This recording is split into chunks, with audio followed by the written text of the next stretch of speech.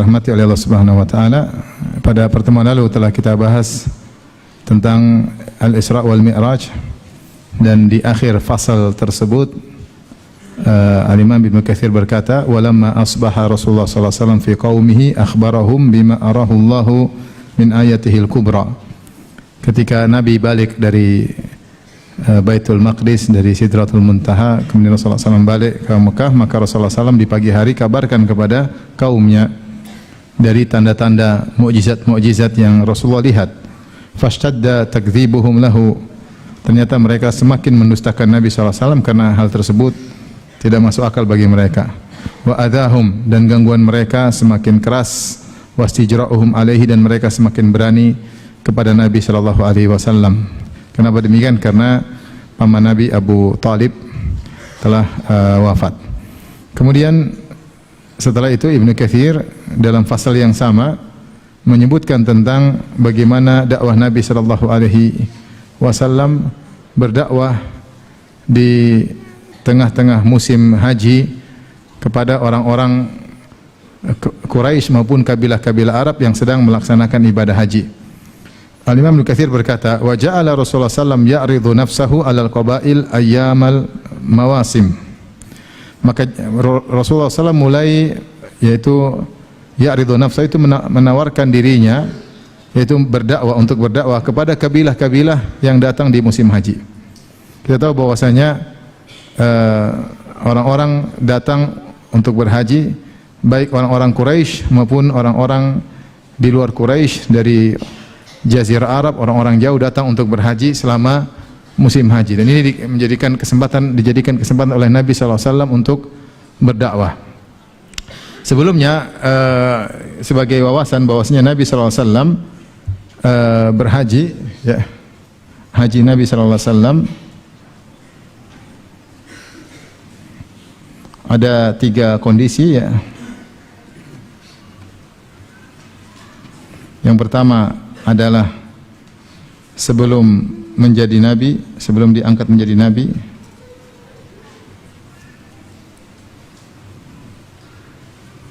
Kemudian ketika di Mekah sebelum berhijrah, sebelum hijrah. Kemudian ketika di Madinah, ya, setelah berhijrah. Para ulama sepakat Rasulullah SAW setelah berhijrah hanya haji sekali, yang kenal dengan haji wada, sebut dengan Hajjatul Wada, yang artinya haji perpisahan, yang Rasulullah SAW lakukan pada tahun 10 Hijriyah, ya, 10 Hijriyah, ya. Kemudian Rasulullah SAW wafat pada tahun 11 Hijriyah di bulan Rabiul Awal, ya. Dan sebelumnya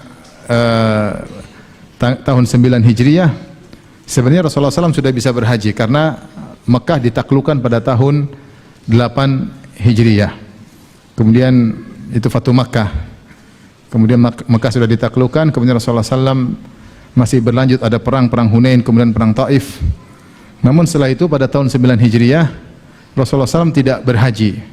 Kenapa tahun 9 Hijriyah Rasulullah SAW tidak berhaji? Ada 2 sebab.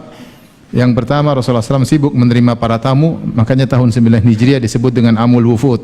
Itu banyak wafat, banyak tamu-tamu datang, ada yang masuk Islam, ada yang ingin tahu tentang Islam, maka Rasulullah SAW lebih mengutamakan dakwah. Maka Rasulullah SAW kemudian menerima tamu-tamu tersebut. Ini sebab pertama. Sebab kedua, makanya di situ Rasulullah SAW kirim-kirim surat juga kepada raja-raja yang kafir, baik Heraklius maupun yang lainnya. Yang kedua, karena ketika itu haji masih belum steril, masih ada orang-orang musyrik yang berhaji.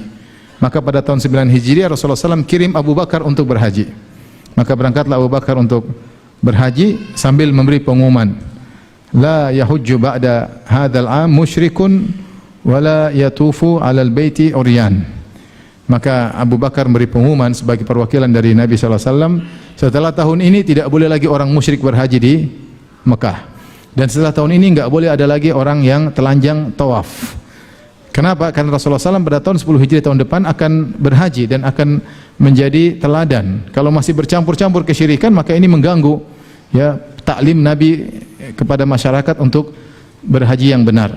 Maka pada tahun 9 Hijriah yang haji Abu Bakar, Rasulullah SAW tidak haji, untuk mensterilkan kota Mekah, memberi pengumuman tahun depan enggak ada lagi orang musyrik maupun orang musyrik yang berhaji maupun tawaf telanjang.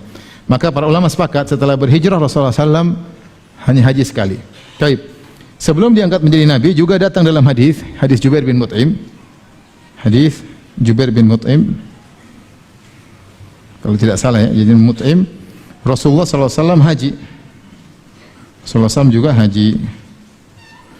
Cuma Rasulullah SAW menyelisihi orang-orang Quraisy. Rasulullah dari Quraisy, orang-orang Quraisy. Quraisy kalau wukuf di hari Arafah, wukufnya di Muzdalifah. Adapun Nabi SAW bersama orang-orang kabilah yang lain. Jadi ketika itu Quraisy wukufnya di Arafah, di Muzdalifah. Adapun kabilah Arab yang lain, kabilah-kabilah Arab yang lain, maka wukufnya di Arafah, di Arafah. Kenapa orang Quraisy mengatakan kami ini adalah ahlul hims?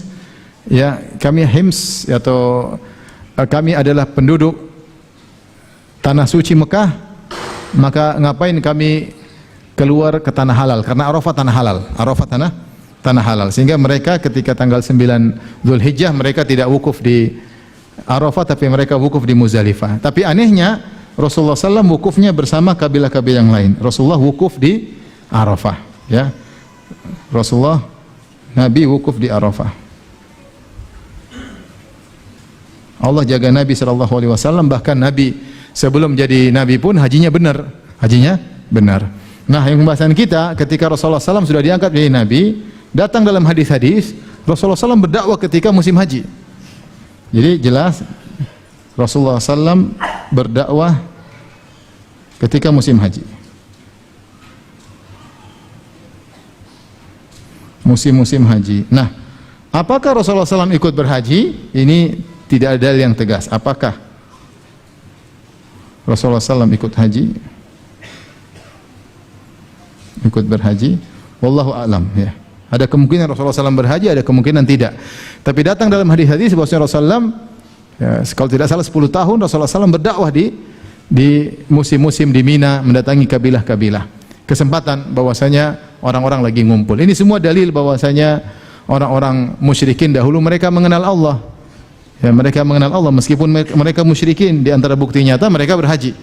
Mereka berhaji, mereka datang berhaji, maka Rasulullah SAW ambil kesempatan untuk berdakwah, ya. Maka seharusnya dai demikian, ya, bukan cuma di masjid saja di mana ada kesempatan untuk berdakwah, maka dia pun datang untuk mendakwahi masyarakat. Ada perkumpulan datang didakwahi, meskipun tentunya di masjid sangat mulia, tetapi tidak mengapa dia mendatangi tempat-tempat untuk berdakwah. Kemudian Rasulullah berkata, "Man rajulun yahmiluni ila qaumihi fayamna'uni hatta uballigha risalata rabbi."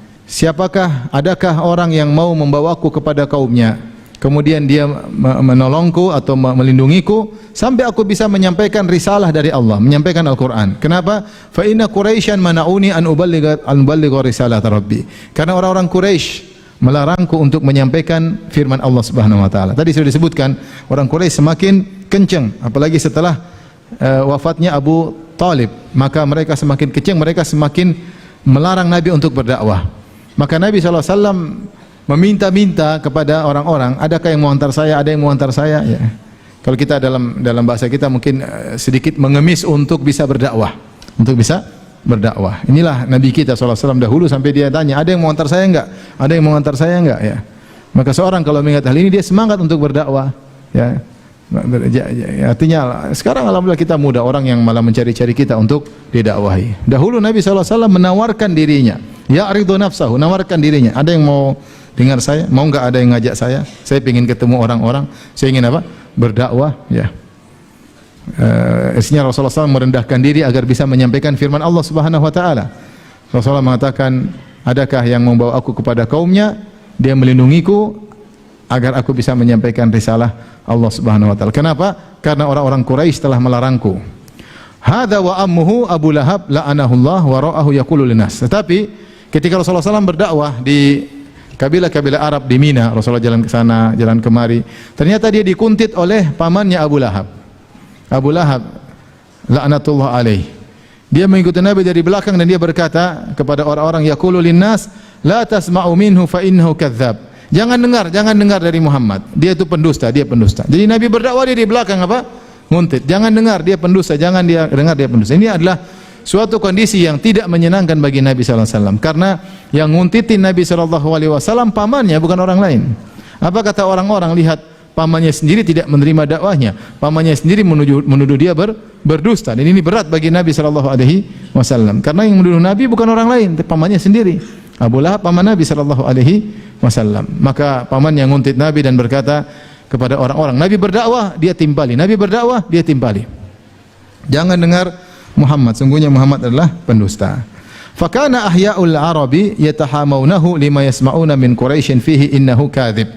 Maka banyak kabilah-kabilah Arab atau sebagian kabilah-kabilah Arab berusaha menjauh dari Nabi sallallahu alaihi wasallam karena mereka mendengar isu yang tersebar bahwasanya dari Quraisy yang menyebarkan isu berita hoaks bahwasanya Muhammad pendusta, sehingga mereka tidak mau dengar sama sekali, ya. Sebagaimana dikisahkan tentang Tufail, ya, Ad-Dausi, ya, Tufail bin Amr Ad-Dausi, sebagian pernah kita sampaikan, ketika dia datang ke Mekah, orang-orang bilang jangan dengar Muhammad, Muhammad pendusta, Muhammad pendusta, Muhammad penyihir. Hati-hati kalau dengar suara perkataannya langsung tersihir. Sampai dia berniat meletakkan apa? Taruh kapas di telinganya supaya tidak dengar perkataan Muhammad sama sekali. Kenapa orang-orang tidak mau dengar Muhammad? Sebagian kabilah menjauh karena mereka mendengar desas-desus yang disebarkan oleh orang-orang Quraisy. Mereka berkata, innahu kadzib, Muhammad itu pendusta. Innahu sahir, Muhammad itu adalah penyihir. Innahu kahin, Muhammad adalah dukun. Innahu syair, dia adalah penyair. Dia orang gila. Akadzibu yakdzifunahu bima min tilqa'i anfusihim. Biha yakdzifunahu biha min tilqa'i anfusihim. Kedustaan-kedustaan yang mereka buat-buat dari diri mereka tentang Rasulullah sallallahu alaihi wasallam. Ini sangat memberatkan Nabi. Nabi mendengar tuduhan-tuduhan yang tidak benar, ya. Walaqad na'lamu annaka yadhiqu sadruka bima yaqulun. Fasabbih bihamdi rabbika wa kum minas sajidin wa'bud rabbaka hatta ya'tiyakal yaqin. Kata Allah Subhanahu wa taala, sungguh kami telah tahu bahwasanya dadamu sempit wahai Rasulullah atas apa yang mereka ucapkan. Jadi tuduhan-tuduhan mereka terhadap Nabi bukan hal yang dianggap Nabi bukan apa-apa, tapi dianggap Nabi sebagai sesuatu apa-apa. Dan itu berat bagi Nabi sallallahu alaihi wasallam. Bagaimana tidak? Dia adalah orang yang terkenal Al-Amin sebelumnya. Dia kakeknya adalah Abdul Muttalib, penguasa kota Mekah. Dia punya nasab yang sangat tinggi. Ya. Kemudian orang sekarang tuduh sebaliknya, dia Al-Amin dibilang pendusta, kadzab, penyihir, bahkan mashur, tersihir, dukun, ya, lengkap. Apalagi sabi, ya, orang yang keluar dari tradisi nenek moyangnya, penyihir dan tersihir, majnun, orang gila. Tuduhan yang banyak. Nah, kalau ada seperti ini orang ketakutan, wah, awas, hati-hati. Di Mekah ada orang gila sedang mutar ke sana kemari. Jangan dekati. Orang takut, penyihir, gila, lengkap. Siapa yang tidak suka? Siapa yang tidak takut dengan mendengar perkataan seperti ini? Semuanya buat-buatan aja dari perkataan mereka. Fa yusghi ilaihim man la tamyiza lahu minal ahya. Maka orang-orang kabilah Arab yang tidak bisa membedakan mana yang baik, mana yang buruk, akhirnya nurut sama orang-orang Quraisy, tidak mau dengar dari Rasulullah sallallahu alaihi wasallam sama sekali. Wa ammal alibba, adapun orang-orang yang cerdas. Alibba itu labib, orang-orang yang ulul albab, orang-orang yang cerdas. Idza sami'u kalamahu, jika mereka mendengar perkataan atau dakwah Nabi sallallahu alaihi wasallam, wa tafahamuhu, dan mereka berusaha memahami apa perkataan Nabi sallallahu alaihi wasallam, syahidu bi anna ma yaquluhu haq, maka mereka tahu apa yang diucapkan oleh Nabi adalah suatu kebenaran. Wa annahum muftaruna alaihi, dan dia sadar bahwasanya orang-orang Quraisy hanya berdusta atas nama Nabi sallallahu alaihi wasallam, fayuslimun. Maka mereka akhirnya kalau mereka dengar, mereka terima, mereka tahu yang dusta justru bukan Muhammad, tapi yang dusta adalah orang-orang Quraisy, maka akhirnya mereka masuk Islam. Ya.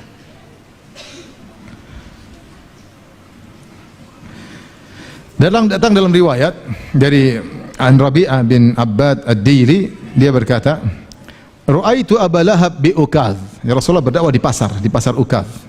Rasulullah dakwah di pasar, di musim haji. Ada kesempatan Rasulullah SAW dakwah.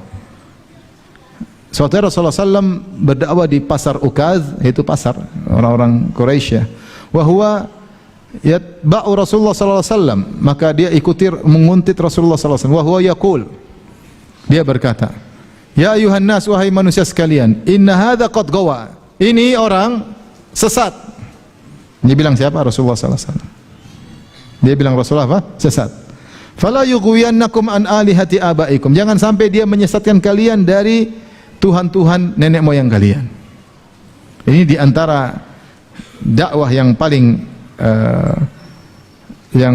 tajam yang membuat orang terhalang dari kebenaran adalah fanatis nenek moyang.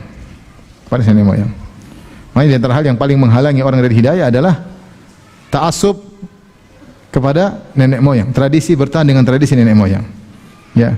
Makanya diantara tuduhan yang paling gencar diberikan kepada Nabi Sabi. Sabi itu apa? Orang yang keluar dari tradisi nenek moyang. Sehingga nenek moyang kayaknya harga mati. Nenek moyang harga mati. Sehingga orang kalau bilang, jangan ikut dia telah keluar dari sini nenek moyang. Orang enggak berani. Lihatlah cara Abu Lahab.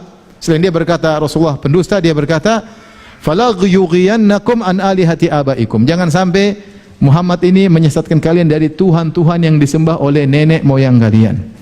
Wa Rasulullah SAW yafiru minhu. Rasulullah SAW tidak membalas Abu Lahab. Pamannya sendiri ngapain digubrisi? Rasulullah jalan terus pergi. Wa huwa ala atharihi. Pamannya ngejar terus Abu Lahab. Tidak capek ngejarin siapa? Rasulullah SAW. Wa nahnu nattabi'uhu. Kami pun ikuti. Jadi Rasulullah jalan dikejar pamannya. Rasulullah ceramah, pamannya juga ceramah. Rasulullah ceramah, Abu Lahab juga apa? Ceramah. Subhanallah. Wa nahnu ghilman. Kami masih kecil-kecil ketika itu. Ka'anni anzuru ila ahwal dzu ghadirataini abyadin nas wa ajmaluhum. Seakan-akan aku melihat anzuru ilaihi, aku lihat Abu Lahab. Abu Lahab itu dia juling matanya, tetapi dia rambutnya berkepang, dan dulu orang-orang Arab dulu lelaki pun rambutnya berkepang. Rasulullah SAW juga pernah berkepang, rambut mereka panjang, mereka berkepang. Abyadun nas, wajahnya putih, wa ajmaluhum, dan dia sangat tampan. Abu Lahab. Sampai dikatakan disebut Abu Lahab, ada yang mengatakan karena wajahnya kemerah-merahan ya. Abu Lahab ya. Ini hadis dengan sanad yang sahih dalam Musnad Imam Ahmad.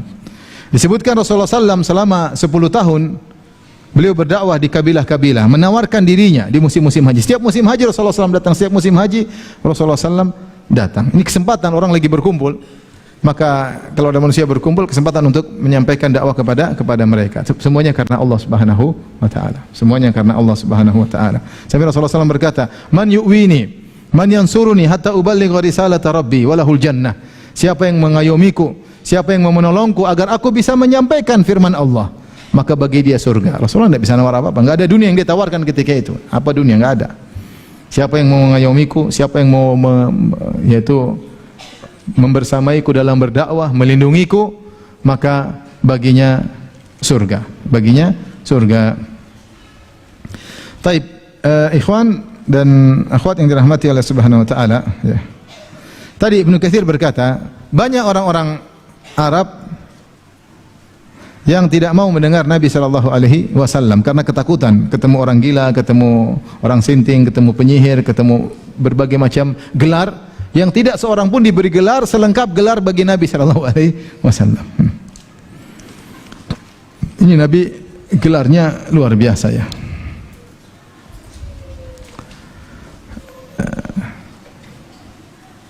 Kita sekarang aja tidak dapat gelar seperti gelar tersebut ya. Tapi Nabi SAW dulu orang yang paling mulia, berakhlak sangat mulia, dikenal oleh kaumnya orang yang paling amanah, tapi mereka buat gelar-gelaran sendiri buat Nabi sampai banyak gelar. Namun tadi kata Ibnu Katsir, illal alibba, kecuali orang-orang yang cerdas, maka mereka mendengar perkataan Nabi, mereka bisa menilai dan akhirnya mereka masuk Islam. Di antara contoh yang disebutkan oleh para ulama, misalnya adalah Dhimat al-Azdi. Dhimat al-Azdi dalam Sahih Muslim, ya. Beliau dari Azd Shanu'ah, ya. Dan dia adalah pemimpin kaumnya. Dia datang ke Mekah.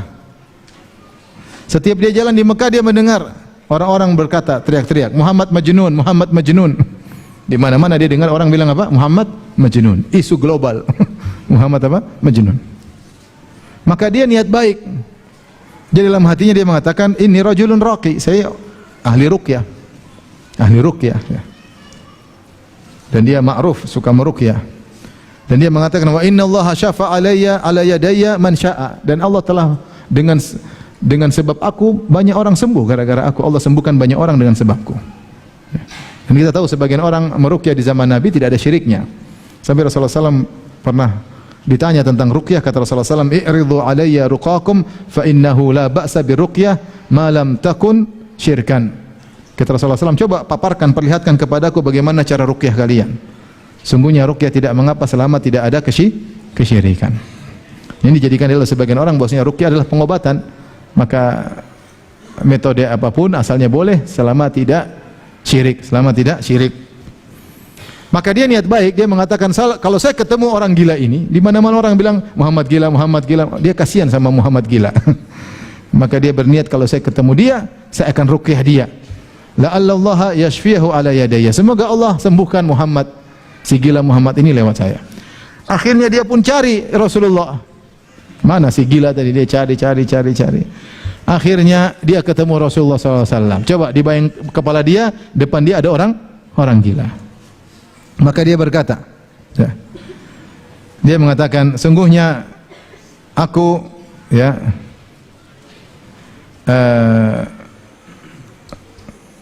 aku adalah ahli ruqyah dan saya dengar engkau gila, biarlah saya meruqyahmu, siapa tahu kau sembuh ya.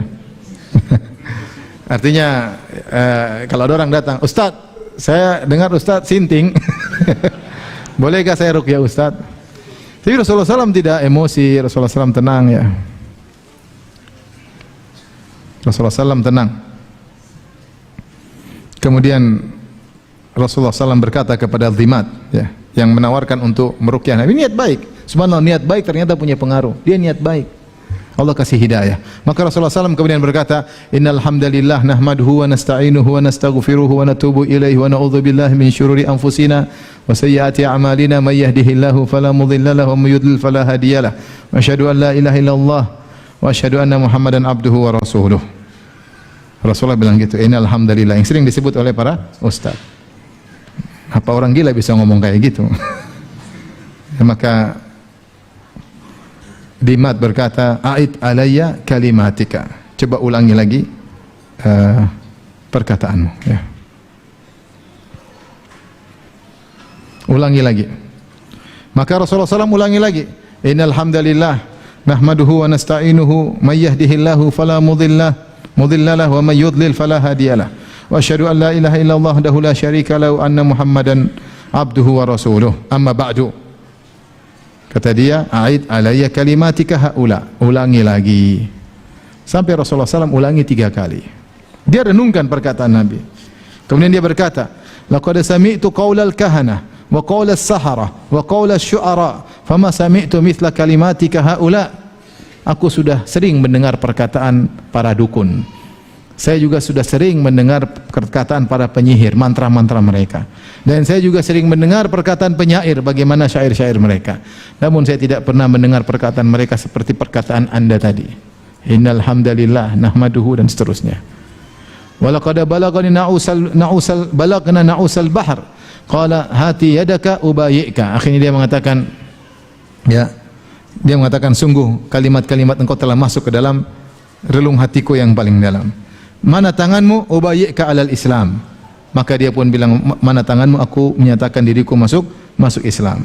Maka Rasulullah SAW pun baiatnya. Rasulullah SAW berkata, wa ala qaumika, apakah kaummu juga masuk Islam? Kata dia, wa ala qaumi, kaumku juga masuk Islam. Saya mewakili kaumku untuk masuk Islam. Ini contoh bahwasanya bagaimana Dhimat menggunakan akalnya sehingga dia bisa menilai ya apa yang didakwakan oleh Nabi SAW. Dia tahu Nabi SAW benar, ini bukan perkataan pendusta, bukan perkataan penyihir, bukan mantra-mantra, bukan juga syair-syair. Sehingga dia bisa membenarkan Nabi dan akhirnya masuk Islam. Demikian juga saya singgung seperti Tufail bin Amr ad-Dawsi, ini sudah pernah kita singgung. Ketika dia sampai di Mekah, maka orang-orang memperingatkan dia ya.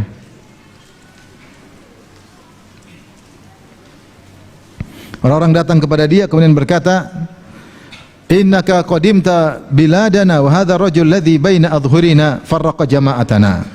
Kata mereka orang Quraisy langsung mendekati Tufail, karena Tufail juga pemimpin kaumnya. Wahai Tufail, kau sekarang datang ke negeri kami. Tufail dari Yaman.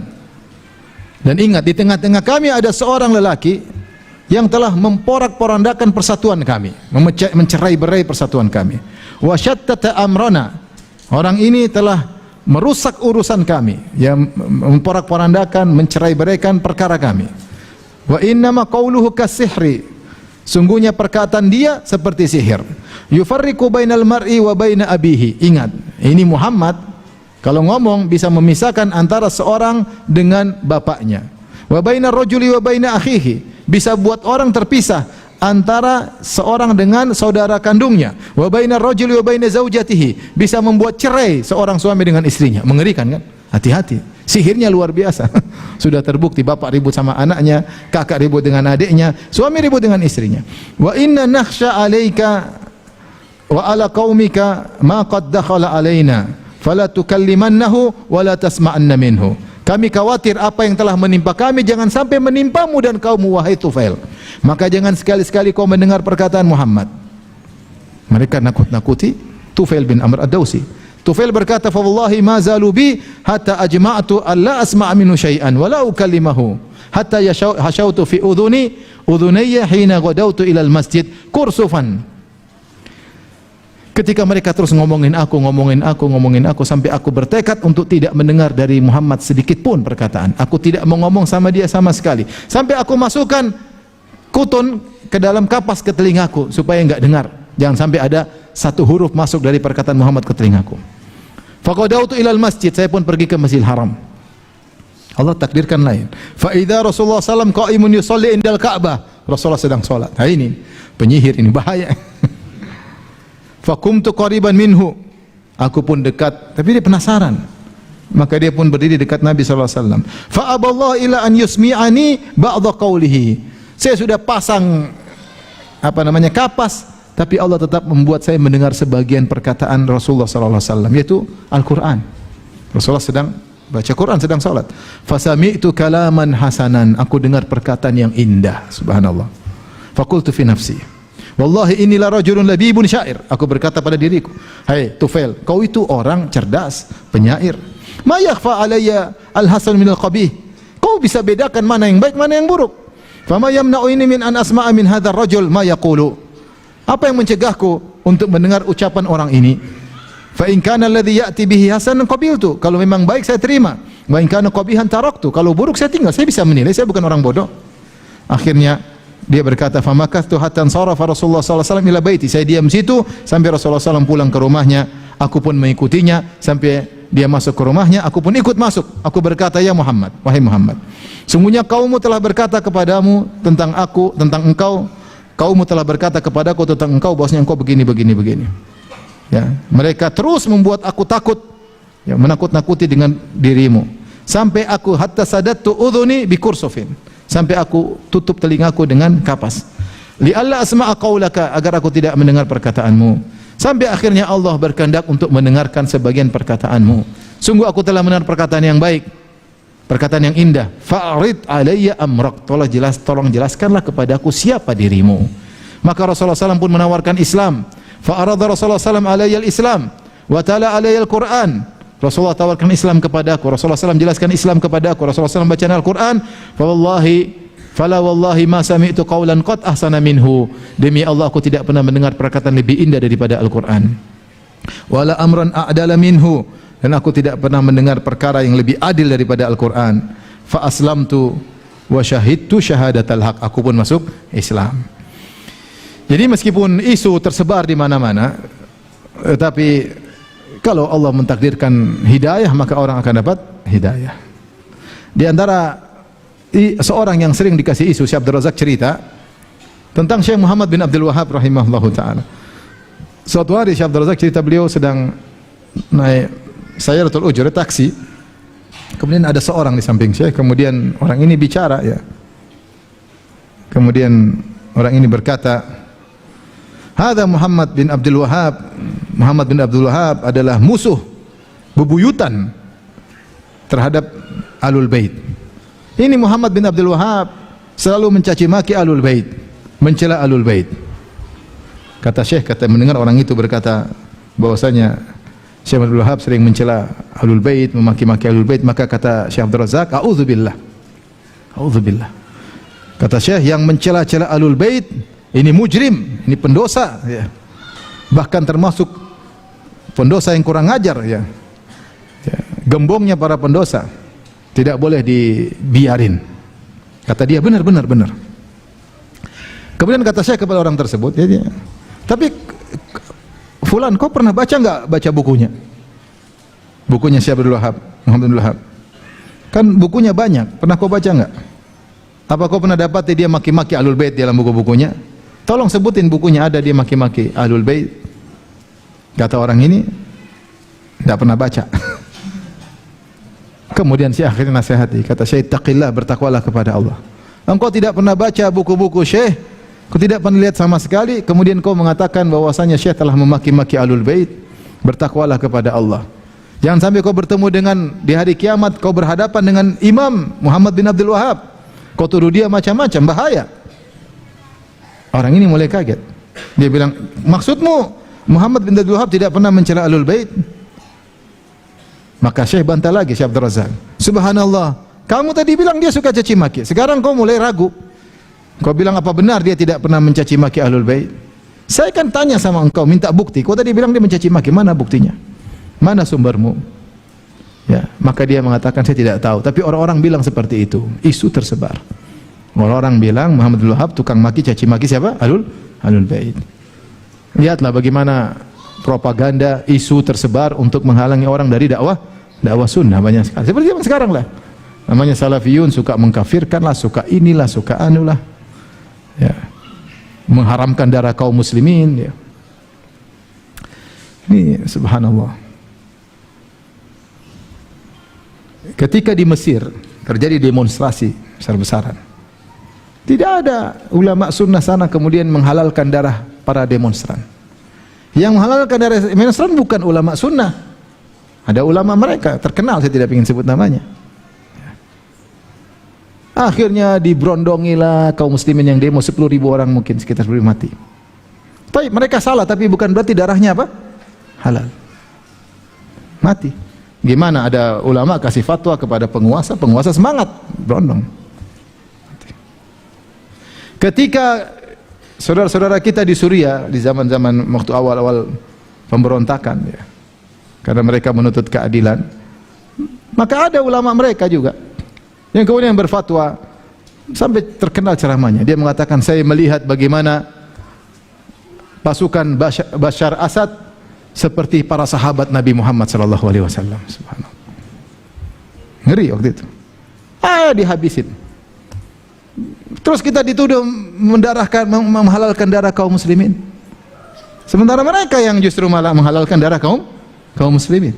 Kita cuma negur, salah, itu salah, perbuatan salah, tapi tidak menghalalkan darah kaum muslimin. Baik.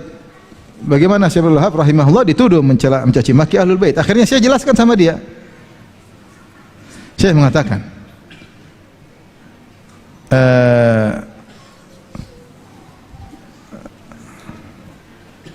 kata Syekh, buku-buku Syekh Abdul Wahab rahimahullah taala hampir seluruhnya atau mayoritasnya ya sering memuji Ahlul Bait dan menjelaskan tentang kedudukan Ahlul Bait.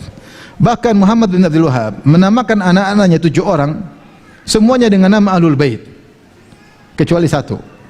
Anak beliau 7, 6-nya dengan nama Ahlul Bait. Siapa nama-nama anak Muhammad bin Abdul Wahab? Al-Hasan, Al-Husain, Ali, Fatimah, Abdullah, Ibrahim. Ini semua Ahlul Bait. Cuma 1 namanya Abdul Aziz, Ya, kalau Syekh Abdul Wahab menamakan anaknya Ahlul Bait, berarti dia cinta Ahlul Bait enggak? Cinta Ahlul Bait. Intinya mau saya bahwasanya isu tersebar ini itu sudah cerita lama ya, bahwasanya orang dituduh yang tidak ya. Di antara cerita yang menarik yang saya alami, ada orang pernah ketemu saya, kemudian dia bilang dia kenal hidayah sunnah. Sebabnya gara-gara dia lihat ada orang caci maki saya, dia bilang Fir'aun. Maka dia penasaran. pengen ketemu sang Fir'aun tersebut.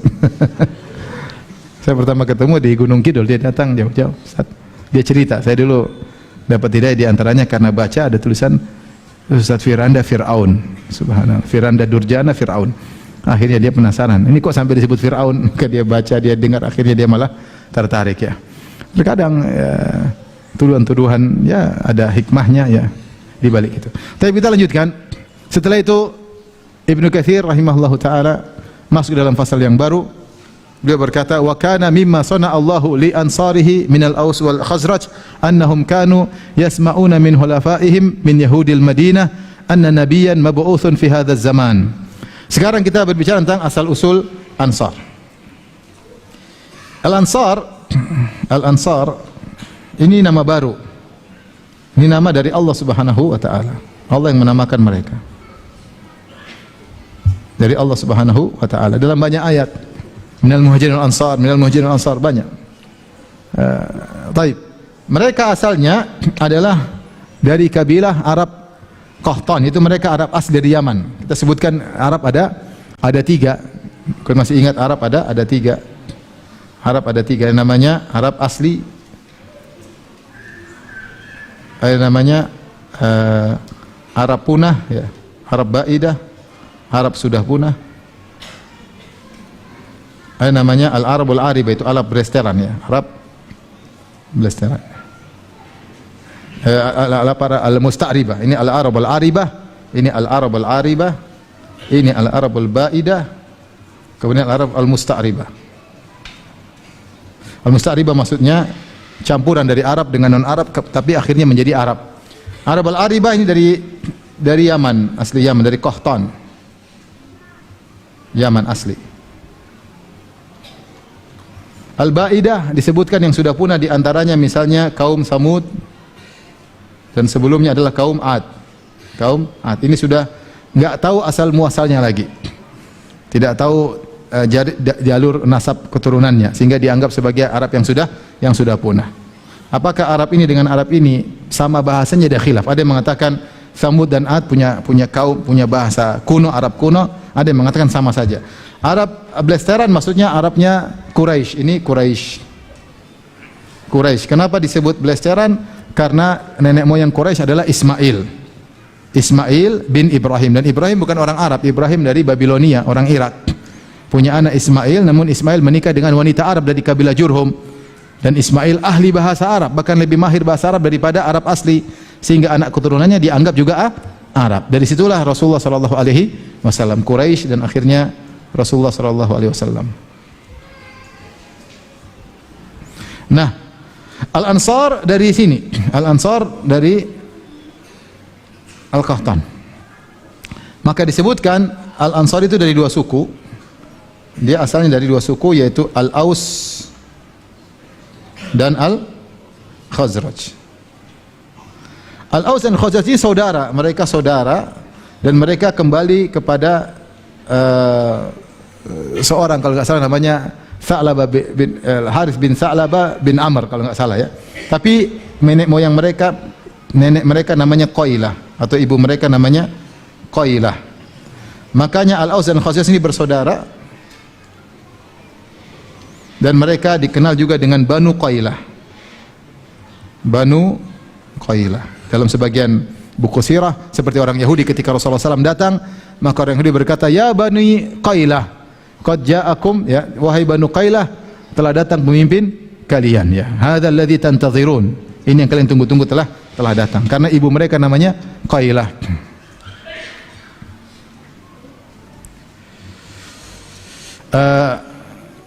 Datang dalam Sahih Bukhari dari Ghailan bin Jarir, dia berkata, "Qultu li Anas," aku bertanya kepada Anas. Anas dari kaum Ansar.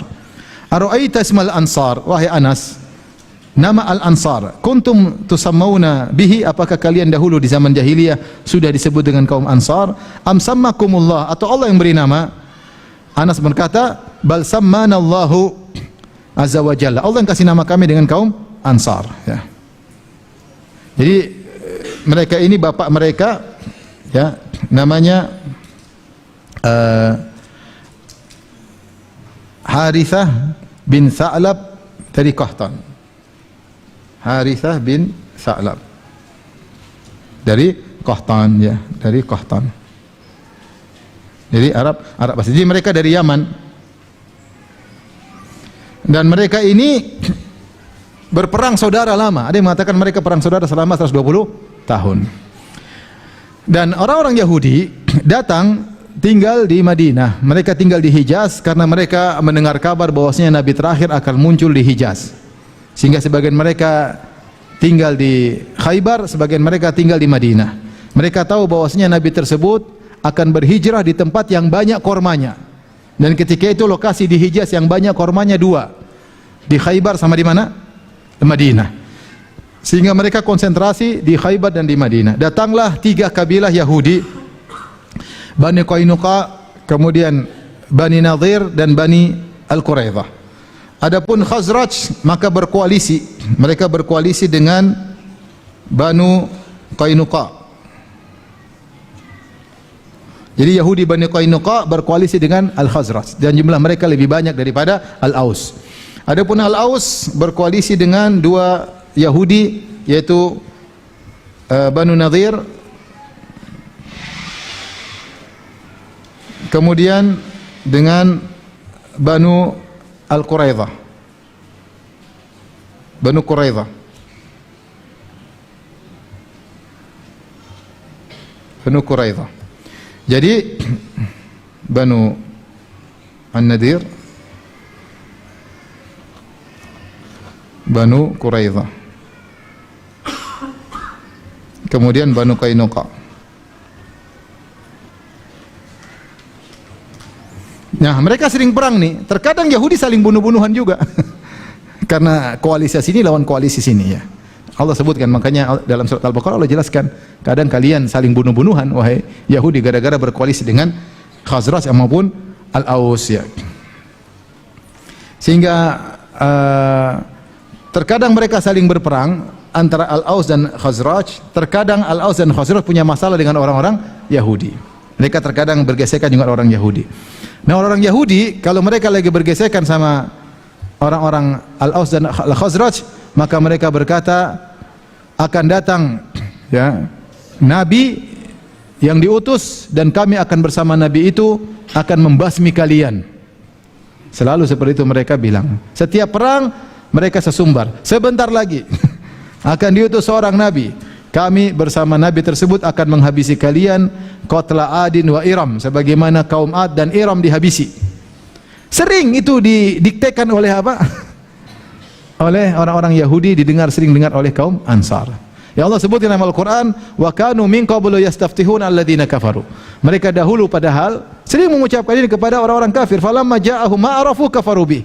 Tatkala nabi yang ditunggu-tunggu tersebut datang dan mereka kenal sifat-sifatnya, justru mereka kafir kepada nabi tersebut.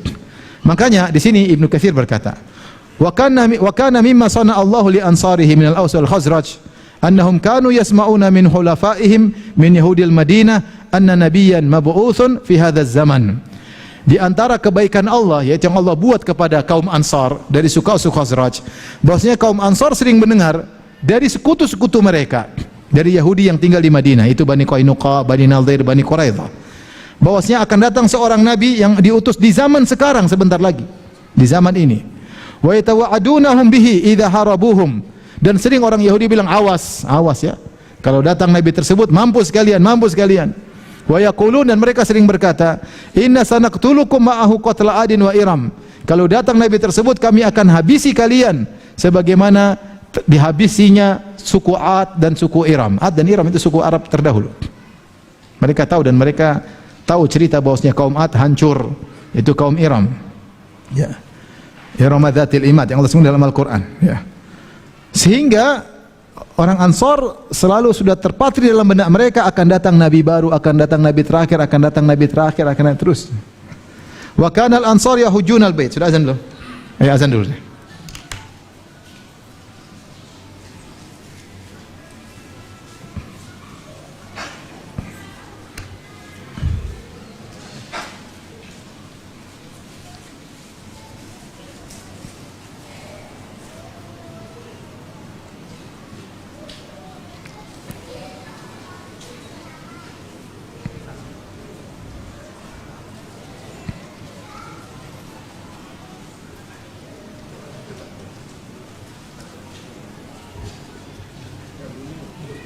Tes bilang.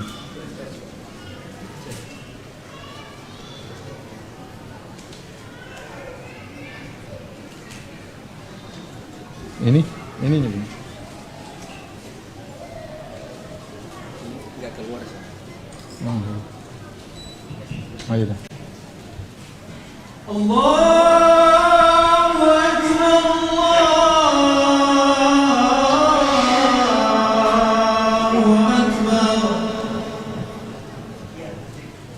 Allahu Akbar, Allahu Akbar. Asyhadu an la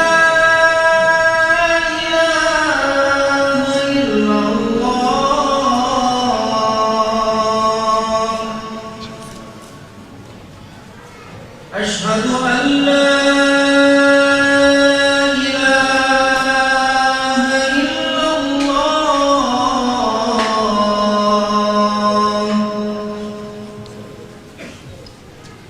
أشهد أن محمدا رسول الله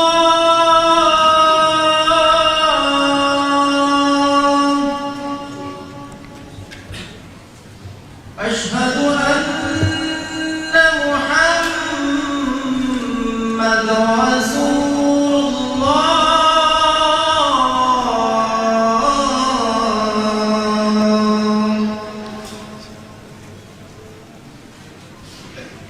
حي على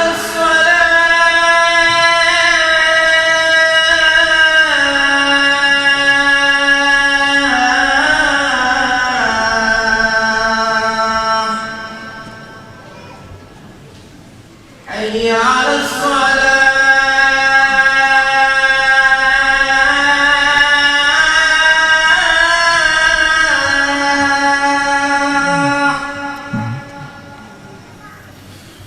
حي على الفلاح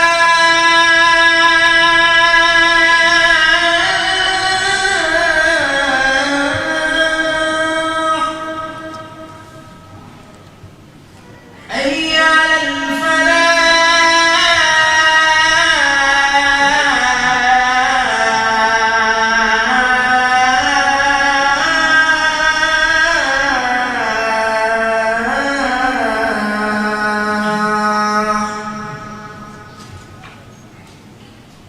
الله أكبر الله أكبر لا إله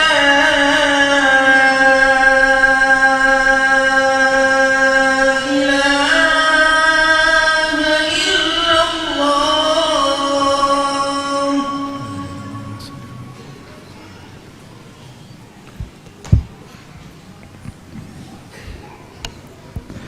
Kita lanjutkan.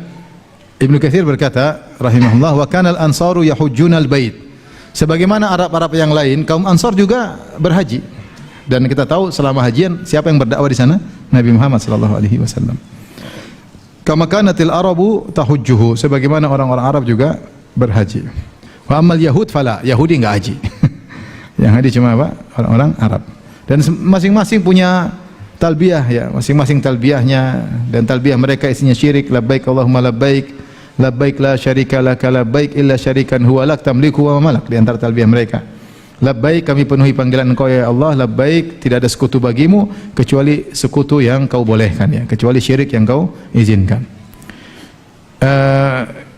Falamma ra'al ansaru Rasulullah sallallahu alaihi wasallam yad'un nas ila Allah taala, tatkala mereka sampai di Mina, mereka lihat Rasulullah sedang berdakwah. Wa ra'au amaratis sidq, dan mereka lihat tanda-tanda kejujuran Rasulullah sallallahu alaihi wasallam alaihi. Qalu, maka mereka ingat semua yang sering didengung-dengungkan oleh orang Yahudi. Ini mungkin nabi yang sering dibilang-bilang siapa? Yahudi. Maka mereka berkata, wallahi hadzal ladzi tawa'adukum yahud bihi. Inilah nabi yang sering Yahudi ngancam-ngancam kalian. Fala yasbiqunnakum ilaihi. Jangan sampai mereka dahulu beriman kepada nabi ini. Kita duluan, yuk kita duluan. Ini di antara sebab kenapa kaum Ansar mudah beriman. Oleh karenanya disebutkan oleh para ulama, sebab kaum Ansar mudah beriman. Banyak ya. Di antaranya yang pertama ya, ilmu dari Yahudi, ilmu dari Yahudi tentang nabi yang akan datang, tentang nabi yang diutus. Ini yang pertama. Yang kedua, ya, bahwasanya kaum Ansar berasal dari Yaman, ya. Dan Yaman, orang-orang Yaman memiliki hati yang lembut, ya. Mereka dari Yaman. Di zaman itu orang-orang Yaman dipuji oleh Nabi sallallahu alaihi wasallam. Rasulullah SAW berkata, "Atakum ahlul Yaman," telah datang kepada kalian ahlul Yaman, "Araqqu afidatan wa alyanu quluban."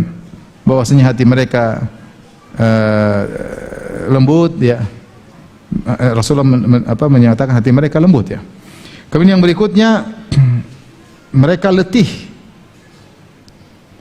dari perang saudara, lama, sampai mereka perang saudara ada yang mengatakan 120 tahun, kurang lebih 120 tahun, sehingga mereka rindu dengan kedamaian. Mereka rindu dengan kedamaian. Makanya dalam hadis suatu saat kaum Ansar pernah berkata kepada Rasulullah, "Inna qad tarakna qaumana wala qauma bainahum minal adawati wasyarri ma bainahum." Sungguh di belakang kami ada kaum kami ya Rasulullah, wahai Rasulullah. Tidak ada orang yang paling bersengketa seperti kaum kami. Fa asa an yajma'ahumullahu bika, semoga Allah menyatukan kami dengan sebab engkau. Jadi mereka rindu tentang apa? Rindu kedamaian, ya. Rindu persatuan. Capek peperangan. Kemudian di antaranya sebab yang utama lagi di antaranya pembesar senior-senior mereka sudah tewas. Sudah tewas dalam perang Bu'ath. Perang Bu'ath.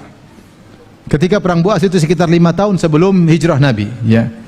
Maka Aisyah berkata, "Yaum Bu'ath qaddamahu li Rasulillah sallallahu alaihi wasallam." Peristiwa perang Bu'ath adalah anugerah dari Allah untuk Nabi. Kenapa? Ketika itu perang besar-besaran, pembesar-pembesar Khazraj tewas semua. Pembesar-pembesar Aus tewas semua. Yang masih hidup cuma satu dari Khazraj, Abdullah bin Ubay bin Salul. Sehingga ketika tidak ada pembesar-pembesar, maka tidak ada yang provokator. Sehingga senior-senior sudah tidak ada provokator. Kecuali siapa? Kecuali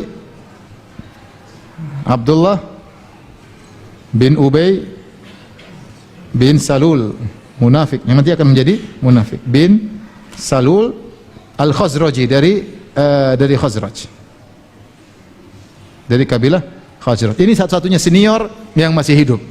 Makanya ketika mereka bersatu, mereka menginginkan Abdullah bin Ubay bin Salul yang menjadi pemimpin mereka. Ternyata Nabi datang, sehingga enggak jadi. Makanya dia hasad sama Nabi sallallahu alaihi wasallam. Beda ketika dakwah di Mekah. Di Mekah banyak senior, Abu Lahab, Abu Jahal, abu-abu lainnya. Sehingga sulit untuk dakwah karena provokatornya banyak. Orang tua, ya, yang sudah dia tidak mau nurut sama anak muda seperti Rasulullah sallallahu alaihi wasallam. Adapun kaum Ansar rata-rata anak muda.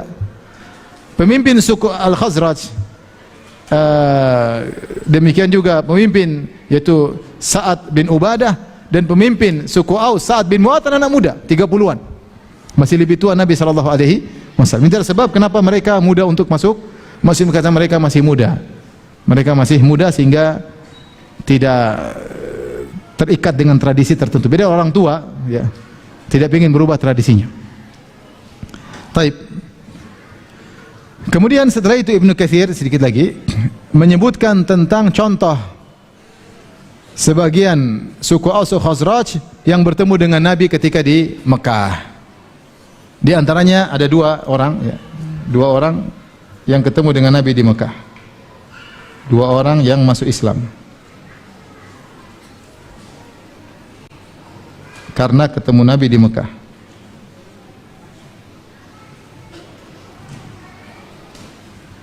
Ini dua orang apa? Dari Al-Aus dan Al-Khazraj, dari Madinah. Yang pertama Ibnu Katsir sebutkan namanya adalah Suwaid bin Samit, ya, Suwaid bin As-Samit. Nanti yang kedua kita sebutkan. Yang kedua adalah Iyas bin Mu'adh, ya. Yang kedua adalah Iyas Iyad bin Mu'adz. Iyad bin Mu'adz. Adapun Suwaid bin Samit dari Banu Amr bin Auf bin Al-Aus, dari suku Al-Aus. Ini suku Al-Aus, dari Al-Aus. Qad qadima Makkah, dia datang ke kota Makkah. Fada'ahu Rasulullah sallam, maka Rasulullah sallam mendakwahinya. Falam yub'id walam yujib, ternyata dia tidak menolak dan dia juga tidak terima. Dia tidak menolak, tidak menerima. Tsumman sarafa ilal Madinah, kemudian dia balik ke kota Madinah. Faqutila fi ba'dhi hurubihim, ketika terjadi perang saudara antara Khazraj dengan Aus, dia terbunuh. Ya, dan orang menyangka bahwasanya dia masuk Islam. Saya bacakan kisahnya ya. Jadi Suwaid ya dari Aus ya, dia datang berhaji atau umrah. Orang-orang menyebut, menggelarinya dengan Al-Kamil. Ini orang yang sempurna, Al-Kamil yang sempurna. Kenapa? Karena Suwaid itu usianya sudah cukup, kemudian dia juga orangnya jaladihi, orangnya sabar, dan dia ahli syair. Maka Rasulullah SAW tahu ini ada orang top terkenal di Madinah. Maka Rasulullah begitu, dia suka mencari pembesar-pembesar untuk dakwahi. Ya, karena kalau ada pembesar didakwahi, biasanya yang bawahnya ikut. Maka Rasulullah SAW pun datang kepada dia. Rasulullah SAW kemudian mengajarkan Islam. Ketika ketemu dengan Nabi, Suwaid berkata, "Fala 'ala alladhi ma'aka mithlul ladzi ma'i." Wahai Muhammad, apa yang engkau sampaikan kepadaku bisa jadi mirip dengan seperti yang aku bawa.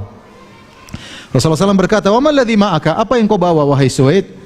Faqala majallatu Luqman, yaitu nasihat-nasihat Luqman, yaitu yang dia masih Luqman Al-Hakim yang dia punya ya. Itu hikmah-hikmah Luqman. Maka Rasulullah SAW berkata, "I'ridha alayya." Coba sebutkan apa nasihat-nasihat Luqman Al-Hakim. Fa'aradaha alaihi, maka dia pun sampaikan nasihat-nasihat Al-Hakim, Luqman Al-Hakim. Apa kata Rasulullah? "Inna hadzal kalamu hasan." Inna hadzal kalama hasan. Ini perkataan Luqman Al-Hakim bagus. Rasulullah tidak mencela, ini bagus nasihat. "Walladzi ma'i afdalu minhu." Tapi yang saya bersamaku lebih baik daripada itu. "Qur'anun anzalahu Allahu azza wa jalla alayya huwa hudan wa nur." Al-Quran yang Allah turunkan kepadaku, di situ ada petunjuk dan cahaya. Maka Rasulullah SAW membaca Al-Quran kepada Suwaid. Rasulullah SAW menyuruh dia untuk masuk Islam. Falam yub'id minhu, tapi dia tidak tolak, namun dia juga tidak menerima. Dia berkata, "Inna hadza laqaulun hasan." Ini bagus. Kemudian dia pulang ke Madinah. Kemudian terjadi perang dan dia dibunuh oleh Khazraj. Wa kana rijalun min qaumihi yaqulun, orang-orang berkata, "Inna lanara annahu qutila wa huwa muslim." Kami melihat dia meninggal dalam kondisi muslim dan dia terbunuh dalam perang sebelum perang Bu'ath, Jadi dia masuk Islam. Maka khilaf di kalangan para ulama, apakah Suwaid Ibn Samit masuk Islam atau tidak? Ibnu Hajar mengambil jalan tengah. Kalau pernyataan berita ini benar, berarti Suwaid bin Samit masuk Islam, namun dia bukan termasuk sahabat. Kenapa? Ketika dia bertemu dengan Nabi, dia tidak beriman. Dia berimannya belakangan. Tapi dia meninggal dalam kondisi apa? Muslim. Ya. Di zaman Nabi SAW, namun ketika ketemu Nabi dia belum Muslim, maka dia tidak termasuk dalam golongan sahabat. Ya. Suwaid bin Samit. Ini dalil bahwasanya seorang kalau menyampaikan kebenaran, sampaikan saja. Bisa jadi di depan kita tidak terima, kalau dia pulang dia mikir-mikir. Dan banyak orang yang dapat hidayah gara-gara begini. Saya pernah ketemu seorang debat sama-sama teman dengan teman tentang sunnah, dibantah habis teman saya.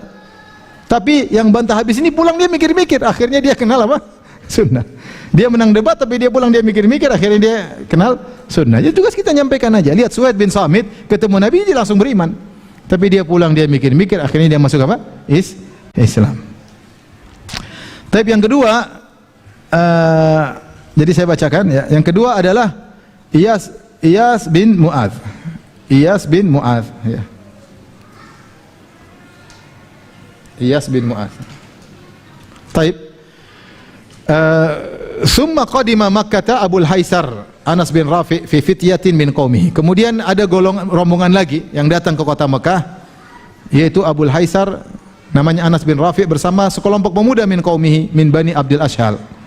Yatlubuna al-hilf, dari Aus. Mereka minta al-hilf, yaitu mereka ingin bersekutu dengan orang Quraisy. Kenapa? Karena Al-Aus sedikit, Al-Khazraj banyak. Maka mereka cari perlindungan dari Quraisy. Fada'ahum Rasulullah SAW ilal Islam. Maka Rasulullah SAW suruh mereka untuk masuk Islam. Faqala Iyas bin Mu'adz, maka Iyas bin Mu'adz di antara para pemuda tersebut, wa kana syabban hadatsan, dia masih sangat muda. Dia berkata, dia langsung masuk Islam. Dia berkata, ya kaum, wahai kaumku, hadza wallahi khairun mimma ji'na lahu. Ini dakwah Rasul Muhammad lebih baik daripada tujuan kita untuk bersekutu dengan orang Quraisy. Fadarabahu Abul Haisar wa antaharahu. Abul Haisar pemimpin dari rombongan tersebut mukul dia, bentak dia. Fasakata, dia pun diam. Tsumma lam yatimma lahum hilf. Namun ternyata persekutuan mereka dengan Quraisy tidak jadi. Fansarafu ila biladihim ilal Madinah. Kemudian mereka pulang ke kota Madinah. Fayuqal, dikatakan, inna Iyas bin Mu'adz mata musliman. Maka disebutkan bahwasanya Iyas bin Mu'adz meninggal dalam kondisi Islam. Oleh karenanya Iyas bin Mu'adz dianggap sebagai sahabat. Kenapa ketika bertemu Nabi dia langsung beriman? Makanya disebutkan oleh para ulama dalam biografi para sahabat, di antaranya Ibnu Abdul Bar dalam kitabnya Al-Isti'ab, kemudian Ibnu Al-Athir dalam Usudul Ghabah, dan Ibnu Hajar dalam Al-Isabah. Dalam riwayat yang hasan dalam Musnad Imam Ahmad, anna qauma Iyas bin Mu'adz inda mauti kanu yasma'unahu yuhallilullah. Kaumnya Iyas bin Mu'adz mendengar ketika Iyas bin Mu'adz akan meninggal, dia bertahlil la ilaha illallah, wa yukabbiruhu, dia bertakbir, wa yahmaduhu, dia mengatakan alhamdulillah, wa yusabbihuhu, dan dia bertasbih subhanallah sampai dia meninggal. Subhanallah, husnul apa? Khatimah. Fama kanu yashukuna an qad mat musliman. Mereka tidak ragu bahwa dia meninggal dalam kondisi Islam. Maka di sini sebagian ulama mengkritik perkataan Ibnu Katsir yang mengatakan fayuqal, dikatakan Iyas meninggal muslim. Perkataan fayuqal dikatakan kurang tepat. Yang benar dia memang meninggal dalam kondisi apa? Muslim. Inilah di antara dua orang Madinah yang masuk Islam, Suaid bin Samit dan Iyas bin Mu'adz. Namun mereka tidak dikenal berdakwah. Berdakwah. Setelah itu kemudian datang rombongan lagi, kemudian mengambil baiat dengan Nabi, disebut Baiatul Aqabah yang pertama. Kemudian datang lagi rombongan berikutnya pada tahun berikutnya, di musim haji berikutnya, maka terjadilah Baiatul Aqabah yang kedua. Setelah itu baru berhijrah. Inilah kisah apa? Hijrah. Dimulai dari sebagian penduduk Madinah yang masuk Islam, kemudian Baitul Aqabah pertama, Baitul Aqabah kedua, baru kemudian hijrah Nabi SAW ketika mereka mengajak Nabi untuk berdakwah atau berpindah ke kota Madinah. Demikian saja apa yang disampaikan pada kesempatan kali ini.